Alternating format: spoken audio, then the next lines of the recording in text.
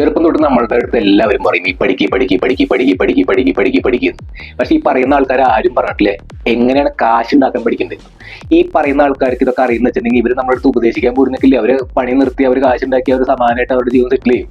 അപ്പൊ ഈ കാശ് ഉണ്ടാക്കാൻ നമ്മൾ എന്താ ചെയ്യണമെന്ന് വെച്ചിട്ടുണ്ടെങ്കിൽ നമ്മൾ വെറുതെ സാധനം ഈ അണ്ണാക്കി എടുത്ത് വിഴുങ്ങാണ്ട് നമ്മൾ സ്കിൽസ് നമ്മൾ ഉണ്ടാക്കുക. സ്വയം എന്ത് സ്കില്ലായിക്കോട്ടെ സ്കിൽ ഉണ്ടാക്കുക, അതിൽ നിന്ന് പൈസ സമ്പാദിക്കുക.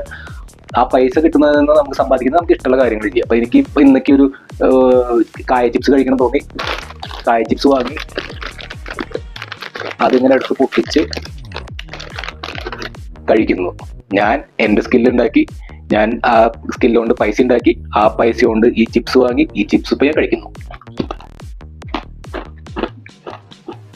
ഇതിനൊക്കെ നന്നായിട്ട് ഈ പരിപാടി ആർക്കും നിങ്ങൾ തന്നെ മനസ്സിലാക്കി തരാൻ പറ്റില്ല. ഇനി ഇതും മനസ്സിലായിട്ടില്ലെങ്കിൽ നിങ്ങളുടെ തലച്ചോറ് എടുത്ത് വല്ല ചാണകപ്പുല്ലോട് തള്ളു. അല്ലാണ്ട് എനിക്ക് യാതൊരു ഉപദേശം എനിക്ക് പറയാല്ലേ. മനസ്സിലായ? അത് പോയി സ്കില്ല് വളർത്തുന്ന കാര്യം നോക്കി കണ്ട്